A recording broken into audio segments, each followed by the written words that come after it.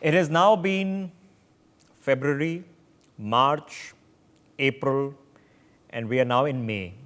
So just over 3.5 months since the Ram temple was inaugurated in Ayodhya.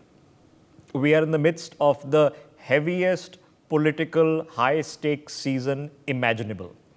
The Prime Minister is conducting the biggest rally in Ayodhya, one of the biggest of his electoral campaigns. Obviously, this is about translating actions into votes. There's a little bit of politics in the mix. Yes, it's equally true that senior leadership of the Congress has not been able to go to Ayodhya, show up at the inauguration. Akhilesh has not found time. Arvind Kejriwal did find time to go there, or the inclination to go there. So the politics is going to take place, and that's important. We are in political season. Politics is important because, that's what decides future governance and what happens and what we want to happen. But I just want to take a pause for the cause in the middle of political season to now discuss the actual ground impact of what happens when we do things, what can change if we approach things differently. Let's put this up on your screen. Ladies and gentlemen, in 2019, albeit slightly before COVID, there were roughly about 3.4 lakh people visiting. This is before the Supreme Court verdict on the Ram Mandir. 3.4 lakh people visiting Ayodhya. In 2022, right before the Shilanyas took place, okay, so this is, that figure rose from 3.4 lakh to 2.4 crore. Okay? Now remember, this is towards the end of COVID. Now have a look at what happens after that.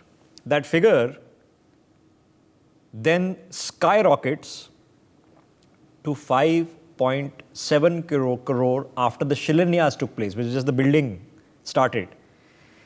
And in the first 4 months of 2024, so this is January 22nd to present date, or till the end of April, at the rate of 100,000 plus per day, 1.4 crore people have visited the Ram temple in Ayodhya. Now, if you juxtapose that over the next 8 months for the year, you're going to once again hit that 4.5-5 crore people mark. Now, obviously, in the initial phases, you can argue that there is a lot more people who want to visit, and that might die down. Or you can argue that once the infrastructure and everything else improves, this number will forever keep on increasing. Now, ladies and gentlemen, let's do some back of the envelope calculation. Let's assume that an individual who is traveling to Ayodhya and spends a couple of days there is going to spend 5,000-10,000 rupees, okay, in terms of prasad they'll buy and their stay and their khane ka kharcha. Some people will spend a lot more, some people will spend a lot less, but let's assume that the average figure is 10,000 rupees.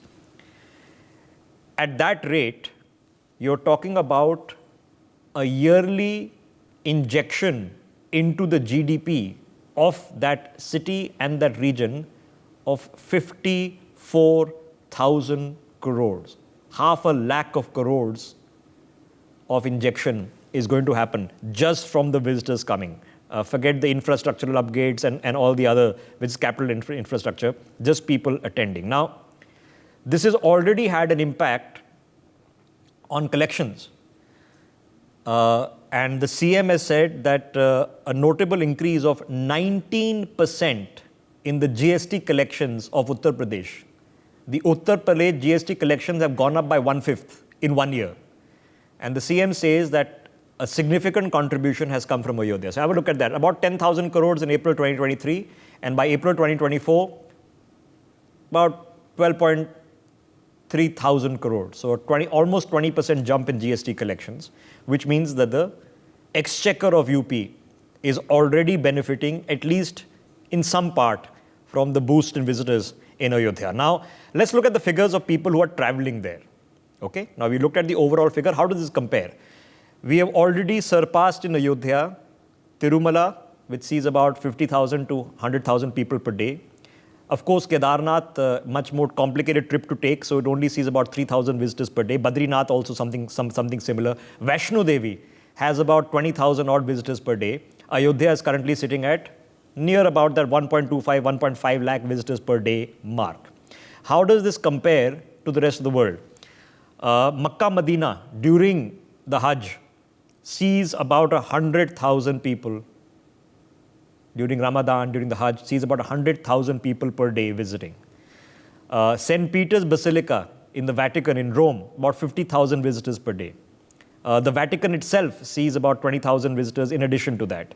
The Wailing Wall, which is the Temple of Solomon in Jerusalem, sees about 80, 90, 100,000 visitors coming in.